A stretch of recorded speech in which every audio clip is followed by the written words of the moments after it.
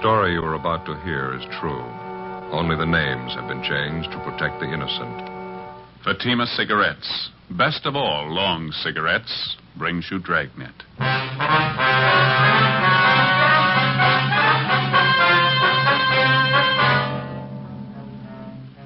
You're a detective sergeant. You're assigned to burglary detail.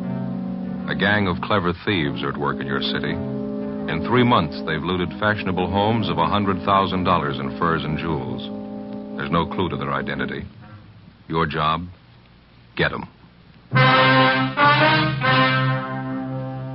In Fatima, the difference is quality. Yes, in Fatima, the difference is quality. Quality of tobaccos. The finest domestic and Turkish varieties, extra mild. Superbly blended to give you Fatima's much different, much better flavor and aroma. Quality of manufacture. Smooth, round, perfect Fatima cigarettes. Rolled in the finest paper money can buy. Manufactured in the newest and most modern of all cigarette factories. Quality. Even to the appearance of the bright, clean, golden yellow Fatima package. So compare Fatima yourself today. You'll find Fatima gives you all the advantages of extra length, plus Fatima quality, which no other king-size cigarette has. Yes, light up a Fatima. Your first puff will tell you... Ah, that's different. Because in Fatima, the difference is quality.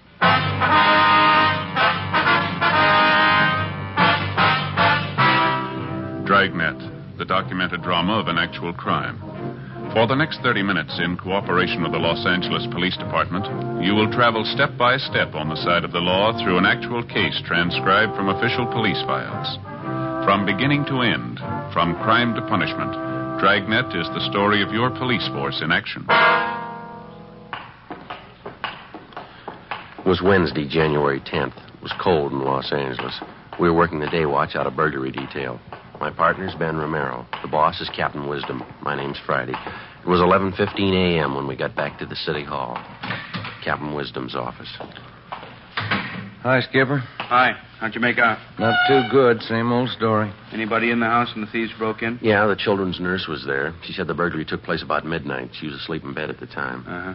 The nurse said she woke up when she heard the thieves forcing their way in through a side door. She jumped out of bed, ran for the telephone in the hallway, and they grabbed her before she could reach it. Do her any harm? Well, a little, yeah. They tied her up, locked her in a closet. Same MO as the other job, Skipper. 3 men. Each of them wore gloves and a mask. They took all the furs and jewelry they could find, nothing else. Nurse give you the same general description on the 3 of them? Yeah, it's not going to help much. Said 2 of the men were tall, medium build, and 1 was short, heavy build. She was so rattled she couldn't even remember the clothes they had on. 12 jobs for the same gang in 3 months. We don't even have a good description of them. How slow can we move? Doing everything we can, Skipper. Excuse me. Burglary, Wisdom? Uh-huh. Not until 2 o'clock? No, that's all right. 2 o'clock sharp. Right. Bye. Just had an appointment canceled out. How about a cup of coffee downstairs? Yeah. I didn't even have a chance for breakfast this morning. Fine with me. You grab my hat, will you? Yeah, I'll get it. Here you go. Thanks. Guess you talked to the owners of the house, huh? The place was broken into last night? Yeah, we did. Mr. and Ms. Peterson. They got home a couple hours after the burglary, took a quick inventory. What did they find missing? Furs and jewels, same as the other jobs, almost $12,000 worth. It's the biggest haul yet. I don't have to spell it out for you. We need a break on this thing. We need it bad. More pressure from the front office, huh? Coming from all sides. The victims, their insurance companies, newspapers. They got a right to cry. Those thieves have been grabbing furs and jewels for 3 months. We're doing everything about it we can do, Skipper. Planning stakeouts, working our informants, running down every lead we can get our hands on.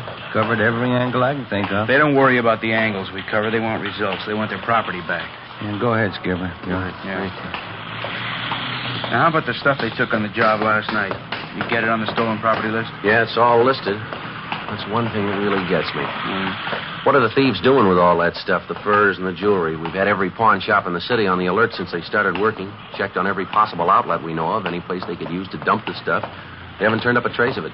No results from those APBs you got out? Well, yeah, a few, but none of them are panned out. How about trying the cafeteria here? They got pretty good coffee. Well, yeah, me. that's a good idea. Why don't you 2 grab a table? I'll get the coffee. Right, Ben. Oh, hold the cream on mine, will you? Right, Skipper. How's this? Is this all right, sir? Yeah, it's fine. 3 chairs? Yeah. Okay. How about it Friday? You or Ben got any ideas at all? Well, there's one thing we wanted to talk over with you. We were kicking the idea around on the way back into the office. Uh-huh. Would you like a smoke? Oh, thanks. Mm-hmm. There you go. Last night, we were comparing the different stories we got from the burglary victims. Yeah, light. Thank you. You get a light all right? Yeah, it's all right, thanks. Go ahead. Well, that's one thing that all their stories seem to have in common. Now, that's counting all 12 victims. Yeah, what's that? Well, let's see. I got a piece of paper here. I got it all figured out. Yeah. We know all the victims are fairly wealthy people. They go out quite a bit, parties, nightclubs, things like that. Yeah. None of them were at home at the time the burglaries were pulled. That's right, yeah. Here you go. There's yours, Skipper. No cream. Thanks. Joe? Thank you very much. I was just telling the captain about that idea we were talking about on the way back in. Yeah, well. All right, so none of the victims were home at the time of the burglary. Where does it go from there? Well, for one thing, we all pretty much agree that there must be a finger man working with the gang, don't we? Somebody who knows the victims aren't home. Somebody who also knows the victims aren't wearing the furs or jewels on that particular night. Is that right? That's right. We've been going on that assumption. Now, the question is, who's the finger man? Well, that's what I'm trying to get at here. Ben and I compared the victims' stories. We found out that in every case, each of the victims had been out in some public place from 3 to 5 days before the night of the burglary. Now, at that time, every one of them wore furs and expensive jewelry. Yeah. Why don't you read off some of those examples we got there, Joe? Okay. Well, here's the first one. Mr. and Mrs. Charles King. Now, on December 10th, they went to a nightclub out in Hollywood. Mrs. King wore a fur coat and quite a bit of jewelry. On December 14th, they went out to a theater. They didn't dress up at all. They left the furs and jewels at home. That's the night that their house was burglarized. And this same pattern shows up in every one of the victims' stories? No, it's not quite that close, but the same elements seem to be there. Here's another one, Skipper. Let's see. Mr. and Mrs. Lyons, November 20th, they went to a big party at a restaurant out on Sunset. Woman wore jewelry, expensive fur wrap. A week later, they went to a party at a friend's house. Mrs. Lyons left her furs and jewelry at home, and the same night, the thieves broke in. Yeah, that's a pretty good angle. Now, how do you tie up all the loose ends? Well, I see that paper again, Ben. We've got it halfway figured right here. Just before each of the victims was taken, they appeared in a public place, wearing the furs and jewelry. We've got a list of all the places, nightclubs, restaurants. There's about 6 of them here. So the finger man for the gang must be watching these 6 places. He spots the people with the expensive furs and jewelry and tips off the gang. They watch the house. Next time the people go out and the thieves see the woman isn't wearing her furs and things, and they move in. It's not a sure thing. We're just guessing, you understand? What do you think? Well, it sounds like a fair guess. Let's move on it. We'll have to cover each of those nightclubs and the restaurants. It's going to take more men, more time. Could be nothing but a blind alley. We got the men, we got the time. Let's try it. 10 p.m., Wednesday, January 10th. Our idea for stopping the burglary gang by reaching their spotter or finger man was put into operation. The half-dozen nightclubs and restaurants where we thought the spotter might be checking off richly dressed couples as future burglary victims were placed under strict surveillance. Managers and employees of each of the places were questioned. It went slow. The first week got us 4 leads to check out. They led nowhere.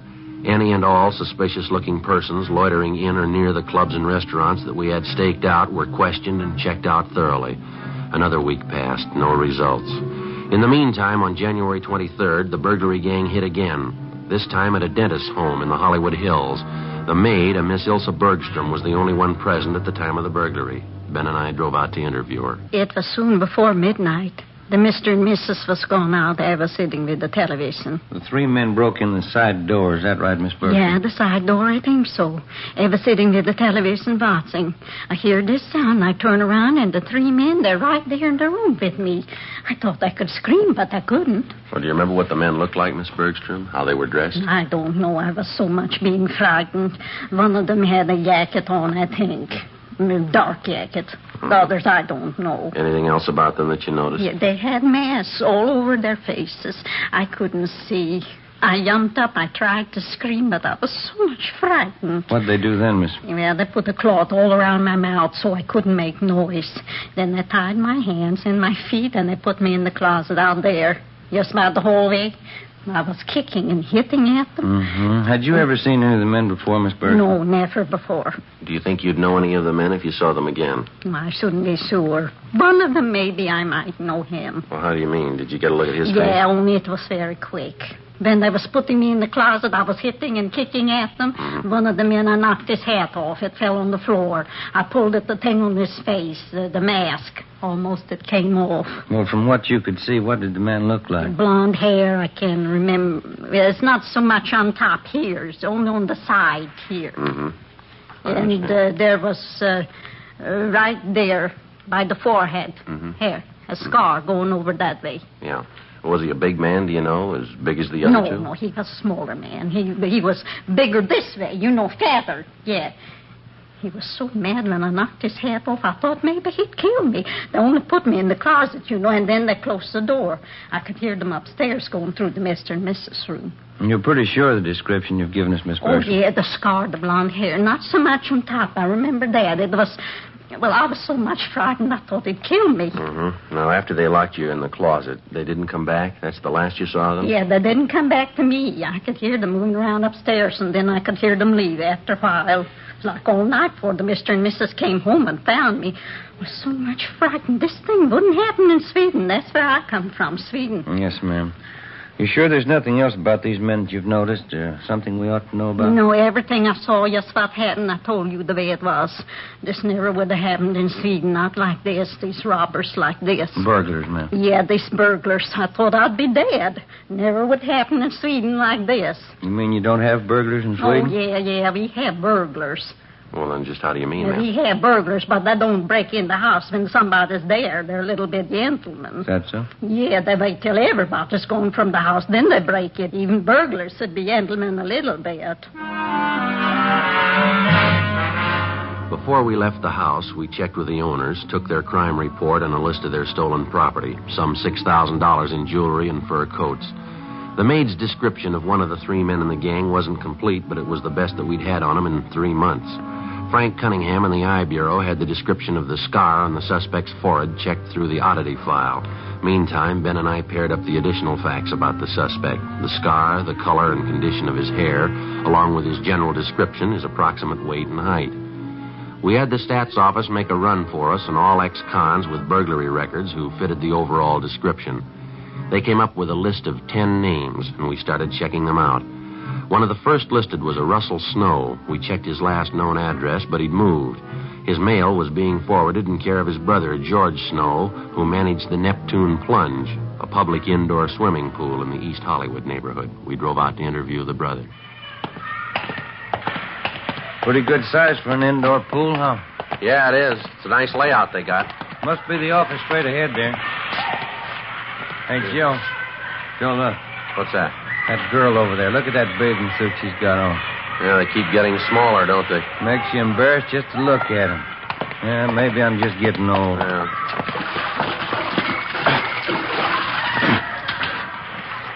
Yes, sir? We're looking for George Snow. Yeah, I'm him. Police officers, Mr. Snow, like to talk to you a few minutes if we could. Oh, yeah. Hey, let me grab a towel over here and get dried off, Phil. Sure. Come on over. Pull up one of these deck chairs here. All right, Thank you very much. Well, what is it, officers? What can I do for you? You have a brother, isn't that right, sir? A Russell Snow? Yeah, that's right. Russ is my brother. Anything wrong? Well, we'd like to locate him if we could. Do you know where we can find him? No, don't think I can. Last I heard from Russ was about 6 months ago. Said he was going to take a job in Minneapolis. Mm-hmm. Not in trouble again, is he?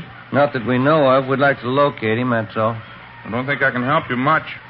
Russ isn't much of a letter writer. Only time I hear from him is when he's in town. We've checked at the last place your brother was staying. They told us he left word to forward all his mail here to you. Is that right? Yeah, that's right. Russ asked me to take care of it. No letters have come through so far, though. Mm-hmm. Were you to hang on to his mail or send it on to him in Minneapolis? No, I was going to hang on to him. Russ said he'd pick up his mail next time he was through. As I say, that was 6 months ago. I haven't seen or heard from him since. Then you wouldn't know if he was actually in Minneapolis or not. But no, I wouldn't. Guess you know my brother Russell had a police record. Yes, sir, we do. He had that trouble a couple of years ago, that burglary rap. I think Russ learned his lesson. Are you your brother's only living relative? I mean, is there anyone else in town who might have heard from him? I don't know, officer. Excuse me just a minute. All right, kids, no running around the side of the pool, you hear? You slip and break your neck. No more running. Sorry, I gotta watch him like a hawk. Yes, sir. Like I was saying, I can't think of anybody who might have heard from Russ. I'm his only relation, but he does have a few friends around town. I mean, legitimate fellas, you know. Yeah, uh-huh. They come around once in a while, drop in and say hello. Have any of them heard from your brother? He might have, but I didn't ask him. There's old Matt Garson. He's a good friend of my brother's. He was in the other day, but he didn't say anything about hearing from Russ. Might be that he has. Maybe he didn't think to mention it. Where does this Matt Garson stay, do you know? I really couldn't tell you, officer. That's a real character, kind of a floater. Doesn't stay with one job more than 2 months. Like last week when he was in here. Yes, sir? He's a real pitchman. Gave me a big sales talk. Biggest bargain on earth. Said he'd sell me a couple of them real cheap. I didn't have any use for them. What's that, sir? Fur coats. Before we left, George Snow gave us a complete description of Matt Garson, together with the names of 5 of Garson's acquaintances who might know of his whereabouts. When Ben and I got back to the city hall, we checked Garson's name and description through R&I. He had a record of 2 fairly recent arrests, but no convictions. Both arrests were for suspicion of burglary. We checked on Garson's last known residence. He'd moved, no forwarding address. His last place of employment was listed as the Park Tivoli nightclub out on Wilshire Boulevard. The Park Tivoli was one of the 6 places that we'd staked out as a possible working ground for the burglary gang's finger man, a place where he could spot expensively dressed persons, check on their home addresses, and line them up as future burglary victims. Ben put in a call to the manager of the Park Tivoli to check on Garson's employment. What was that, sir? Last July. I see. Well, yes, sir, we'll probably be out tonight. Right, thank you. Bye. What'd you get? Garson worked out there, all right. Parking lot attendant. He quit last July. Mm-hmm. If he's the guy checking off the customers' furs and jewels, he's in a perfect spot. Yeah. Manager told me that Garson has a girlfriend. She still works at the club. Might be the answer, Joe. Well, how do you figure? She runs a hat check stand.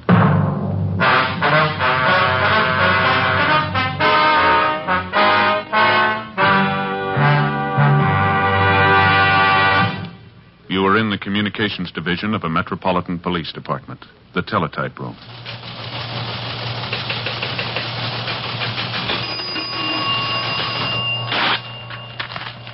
.43 LOS 52951, 12:03 p.m. APB, WMA 150, 5'6", dark hair, dark eyes, wearing gray suit, no hat. Suspect is wearing glasses. Heavy build, 22 years. Suspect is armed with blue steel revolver. Any information? Forward. You have just heard a teletype description of a suspect. This information will apply to many, but careful screening will eliminate all but one. You'll find the same is true when you examine king-size cigarettes. Yes, careful screening will eliminate all but Fatima. Compare Fatima. Fatimas are the same length as any other king-size cigarette, 85 millimeters. Fatima has the same circumference, 1 1/64 inches around. And Fatima filters the smoke exactly the same long distance as other king-size cigarettes. But in Fatima, the difference is quality. Fatima gives you extra mildness, a much different, much better flavor and aroma. You get all the advantages of extra length, plus Fatima quality, which no other king-size cigarette has. So compare Fatima yourself. Your first puff will tell you... Ah, that's different. Yes, in Fatima, the difference is quality. Buy Fatima. Best of all long cigarettes.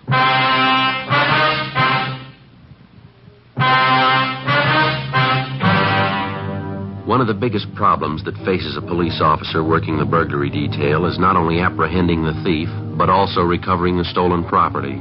Dozens of criminals of this type will spend 5, 10, or even 15 years in prison if they know that on their release they will have a stake of thousands of dollars in stolen property which they've hidden somewhere to start over again with. Thursday, January 26th, 5 p.m.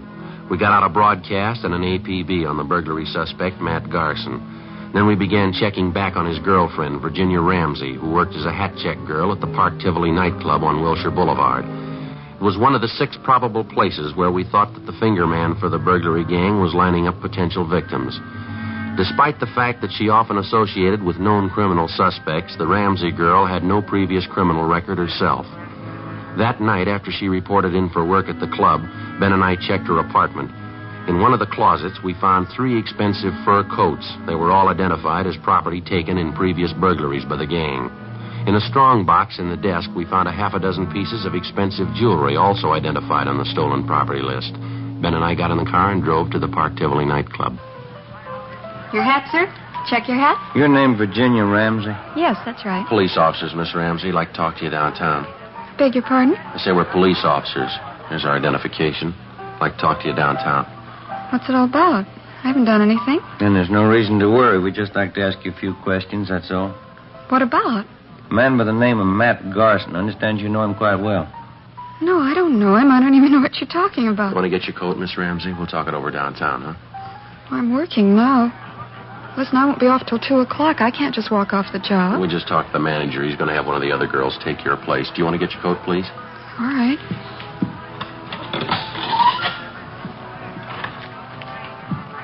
You sure you checked with the manager? I don't want to lose my job leaving like We this. talked to him. It's all right. This way, please, out the side door.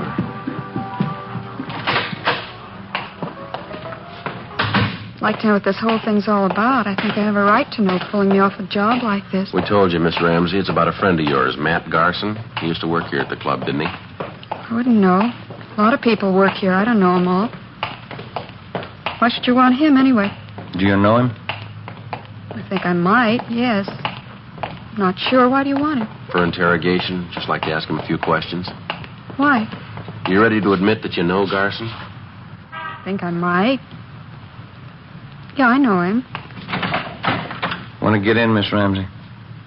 Still don't know what it's all about. Why do you want Matt Garson? Same reason we want you, suspicion of burglary. You don't know what you're talking about. You can't prove anything against me. We already have, miss. Huh? We found 3 fur coats in your apartment. There was some jewelry there, too. Those things are mine, every one of them. They're all mine. All right, come on, you're wasting time. They're stolen property, you know that. How about it, miss? You want to tell us about Matt Garson? Where is he? I told you. Told you the first time. Yeah? I don't know him. 10 p.m. We drove the suspect, Virginia Ramsey, downtown to the city hall and took her to the interrogation room. We questioned her continuously until well past midnight. She refused to admit anything. We gave her time to rest a little and sent out for some food. Then we resumed the interrogations. 2 a.m. The Ramsey girl still refused to admit any connection with Matt Garson, his friend Russell Snow, or any members of the burglary gang. We stayed with it. By 4 a.m., we'd halfway convinced her that protecting the members of the gang wasn't the answer, that the best thing for her to do would be to cooperate. 5:30 a.m. Can I have a cigarette? Yeah. Here you are.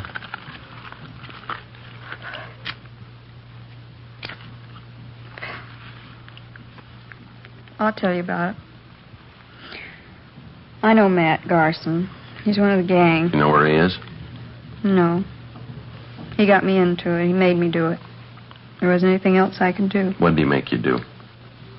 Well, when I was checking coats and things at the club, I was supposed to watch for customers with money, expensive furs and jewels. I found out who they were, and then I'd tell Matt. He'd tell the others. Who are the others? One of them's Johnny Lang. There are a couple of others, but I don't know their names. Believe me, Sergeant, Matt made me do it. He got me into it before I knew what it was all about.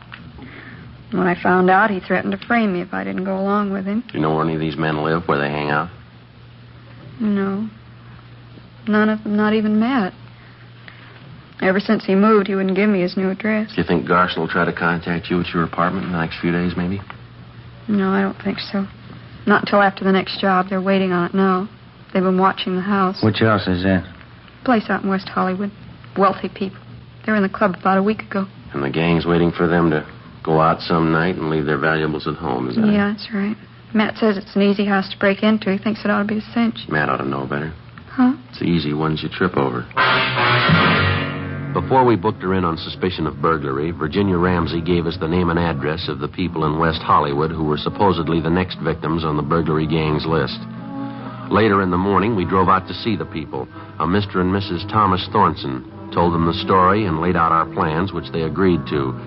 That night, the Thornsons left their home a few minutes before 9. They were simply dressed, no furs, no jewels. At 9:35, 3 men scaled a fence at the rear of the Thornsons' home and broke in through a side door. Right behind them was a detail of a half a dozen officers who moved in and made the arrest. The 3 suspects were taken downtown, where they were identified as Russell Snow, Matt Garson, and Howard Ferris. We searched their apartments their cars and garages. There was no trace of the stolen property. Each of the men were brought to the interrogation room separately for questioning. Matt Garson was the first. He denied any knowledge of where the loot was hidden. That's the truth. I don't know where the stuff is. I work for the outfit, that's all. You've been working for 3 months without a payoff. Is that what you're trying to tell her? Well, we haven't been turning over everything we got. We've been holding out half the stuff, selling it on the side. I just work for the outfit, that's all. That's not the way we get it, Garson. You're supposed to be the big man. You masterminded the deal. Me? Who told you that? Your girlfriend, Virginia Ramsey. We picked her up yesterday. She told us everything. What'd she tell you? You're the big man. It was your idea. You ran the works. What about it, Garson? Big joke, Sergeant, on both of us. What do you mean? You can ask the other boys. They'll tell you the same thing. We can prove it, too. There's only one boss in this operation. Yeah? Virginia Ramsey. For a 23-year-old girl, it seemed like a new record of some kind, if it was true. We checked the other suspects, Russell Snow and Howard Ferris. They told us substantially the same story. The Ramsey girl had formulated all the plans and directed the entire operation of the gang since its inception. They insisted that they had no idea where the stolen property was hidden, but they did know that the Ramsey girl had a safety deposit box in a downtown bank. We made a canvass of banks in the downtown area, and a day later we located the safety deposit box listed in Miss Ramsey's name. We obtained a court order, and the box was open. In it, we found practically all of the stolen jewelry, almost $50,000 worth. Ben and I went back to the main jail where we had Virginia Ramsey signed out for interrogation. We brought her to the interrogation room where we confronted her with the evidence. I didn't think you'd find out. I didn't think you'd ever find out. How about the furs, Miss Ramsey? I got the key. You can have it. I rented a private garage. I got them stored in there. All of them? Just about, yeah. You picked up the others in my apartment. How'd you manage to run this whole operation? Those men you had working for you, you cut them in for practically nothing. They were experts, the best in the business. That's why I hired them. They were the best. It's too bad. Should have worked out. Too bad it didn't go. You had a pretty fair run. Wasn't half bad for me, was it? I'm only 23. First time I ever tried anything like it. What gave you the idea? I don't know. I wanted things. Pretty smart setup, though, don't you think, Sarge? How's that? Wouldn't you say I played the whole thing pretty smart? Oh, I don't know. You figure it. What? You're in jail, aren't you?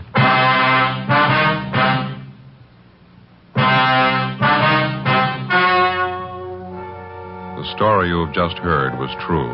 Only the names were changed to protect the innocent. On March 28th, trial was held in Superior Court, Department 89, City and County of Los Angeles, State of California. In a moment, the results of that trial. Now, here is our star, Jack Webb. Thank you. Friends, if you smoke a long cigarette, I want you to get acquainted with Fatima's. This weekend, for instance, when you're relaxing and taking it easy, you'll really appreciate Fatima's better flavor and aroma. And I know you'll like Fatima's extra mildness. Make a note tomorrow. Buy Fatima's in the familiar yellow carton.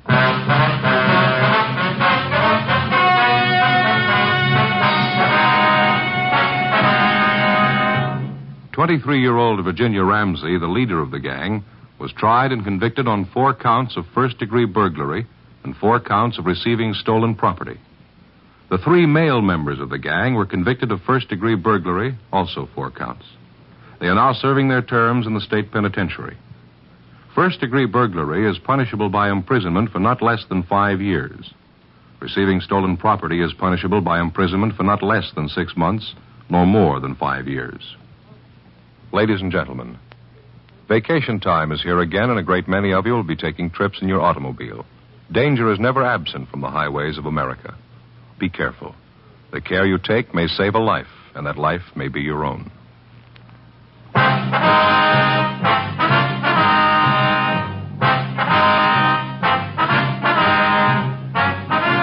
You have just heard Dragnet, a series of authentic cases from official files. Technical advice comes from the Office of Chief of Police W.H. Parker, Los Angeles Police Department.